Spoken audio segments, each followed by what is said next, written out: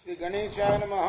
శ్రీ సరస్వత్యై నమః. శ్రీ గురుభ్యో నమః. భక్తరా, వ్యాసప్రోక్త మహాభారత ఇతిహాసం మన దేవాలయంలో 5 గుళ్ళల్లో కూడాను ప్రభాత పూజలైన తర్వాత చెప్పుకున్నాం. ఇందులో భాగంగా నిన్నటి వరకు ఆది సభారణ్య విరాట ఉద్యోగ భీష్మ ద్రోణ కర్ణ శల్య సౌప్తిక స్త్రీ పర్వాలనే 11 పర్వాలు పూర్తి చేసి 12వదైన శాంతి పర్వంలో కూడా మనం 283 అధ్యాయాలు పూర్తి చేశాం. ఈ రోజున 284వ అధ్యాయం ప్రారంభం చేద్దాం. ప్రారంభించే ముందు వ్యాస భగవాన్ని ప్రార్థన చేసుకుందాం. వ్యాసాయ విష్ణురూపాయ వ్యాసరూపాయ విష్ణవే నమో వై బ్రహ్మనిధయే వాసిష్ఠాయ నమో నమః. నారాయణం నమస్కృత్య నరం చైవ నరోత్తమం దేవీం సరస్వతిం వ్యాసం తతో జయముధీరయేత్. అంజనానందనం వీరం జానకీ శోకనాశనం కపీశమక్షంతారాం వందే లంకాభయంకరం. సదా నింబవృక్షస్య మూలాధివాసాత్ సుధాశ్రావిణం తిక్తమప్యప్రియంతం తరుం కల్పవృక్షాదికం సాధయంతం నమామి ఈశ్వరం సద్గురుం సాయినాథం. సమర్థద్గురు సాయినాథ మహారాజ్ కీ జై.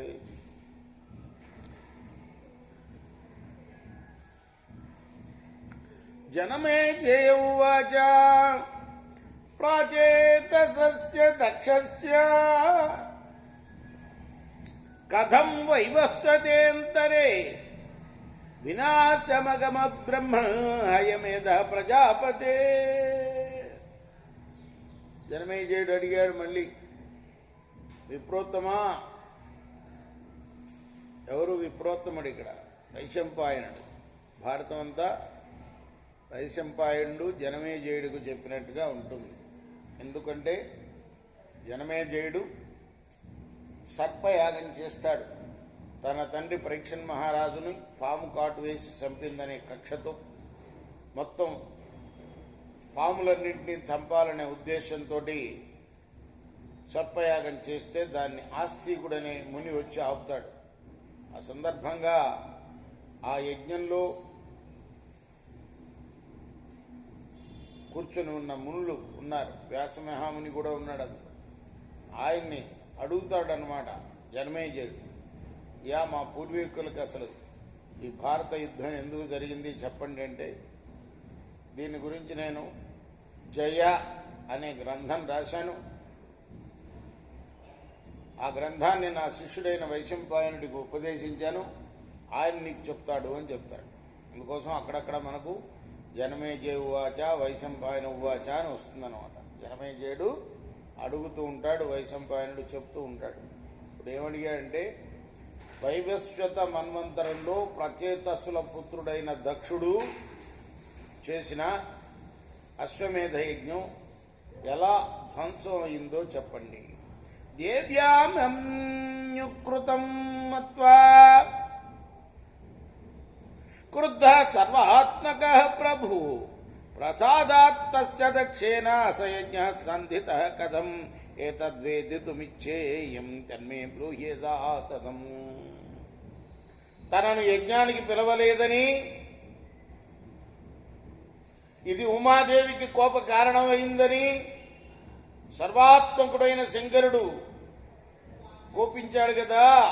మళ్ళీ శంకరుని అనుగ్రహంతో యజ్ఞం ఎలా జరిగింది ఇది నేను వివరంగా తెలుసుకోవాలనుకుంటున్నాను. యథాతథంగా చెప్పండి. వైశంపాయన ఉవాచ. మనం ఎక్కడున్నాం కథలో? ధర్మరాజు ధర్మ సందేహాలు అడుగుతుంటే భీష్ముడు చెప్తున్నాడు. ఆ సందర్భంలోనే ఈ దక్షయజ్ఞం కథ కూడా చెప్పబడింది. ధర్మరాజు అడిగిన ప్రశ్నకి సమాధానంగా అదనమాట విషయం. ఇది కూడా చెప్తున్నాడు ఆయన. జనమేజయుడు ఇలా అడిగాడు, వైశంపాయనుడు చెప్తున్నాడు. పురా హిమవత పృష్ఠే దక్షో వై యజ్ఞమాహరత్ గంగాద్వారే శుభే దేశే ఋషి సిద్ధ నిషేవితే. పూర్వం హిమవత్ పర్వతానికి వెనక భాగంలో గంగాద్వారంలో ఋషులు సిద్ధులు సేవించే శుభ ప్రదేశంలో దక్షుడు యజ్ఞం చేశాడు.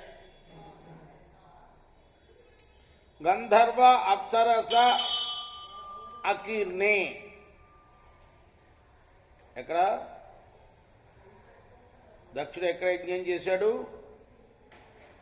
హిమవత్ పర్వతం వెనక భాగంలో గంగాద్వారంలో, హరిద్వార్ అంటారు దాన్ని, గంగాద్వారం. అక్కడ ఋషులు సిద్ధులు అందరూ కూడాను అక్కడ ఆ గంగాద్వార ప్రాంతాన్ని సేవిస్తూ ఉంటారు. అటువంటి శుభ ప్రదేశంలో దక్షుడు యజ్ఞం చేశాడు. గంధర్వాప్సర శాకీర్ణే నానాద్రుమలతావృతే ఋషి సంఘై పరివృతం దక్షం ధర్మవృతాంబరం పృథివ్యాం అంతరిక్షాయ ఏ చ సర్వలోకవాసిన సర్వే ప్రాంజలయో భూత్వా ఉపతస్థో ప్రజాపతిం. ఆ ప్రదేశం అంతా కూడా లతలతో చెట్లతో ఆవరింపబడి గంధర్వులతో అప్సరలతో నిండి ఉన్నది. ఋషి సముదాయాలు ధర్మాత్ముడైన దక్షుని పరివేష్టించి కూర్చున్నారు. భూమి ఆకాశాల్లోనూ స్వర్గంలోనూ ఉన్న వారంతా కూడా ప్రజాపతికి నమస్కరించి కూర్చున్నారు. దేవదానవ గంధర్వ పిశోచార గరక్షస ఆహుహుశ్చ గంధర్వో కుంభురున్నారదస్తదా విశ్వావసురు విశ్వసేవ గంధర్వాప్సరసస్తదా. దేవతలు, దానవులు, గంధర్వులు, పిశాచులు, ఉరగులు, రాక్షసులు, హాహాహూహు అనే గంధర్వులు, తుంబురుడు, నారదుడు, విశ్వాసుడు, విశ్వసేనుడు, ఇంకా ఇతర గంధర్వులు, అప్సరసులు అక్కడ చేరి ఉన్నారు.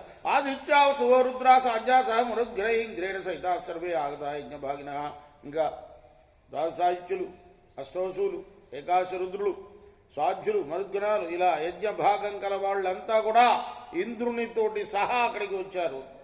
ఊష్మపాహ సోమపాశ్చైవ ధూమపా ఆజ్యపాస్తదా ఋషయ పితరశ్చైవ ఆగత బ్రహ్మణ సహ.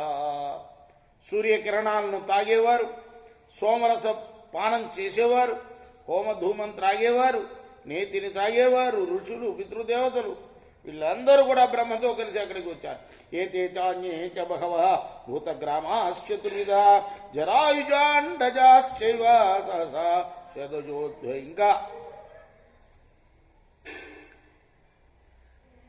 జరాయుజాలు, అండజాలు, శ్వేతజాలు, ఉద్భిజాలు, ఇట్లా వివిధ రకాలైన ప్రాణులు. ప్రాణులన్నీ 4 విభాగాలే.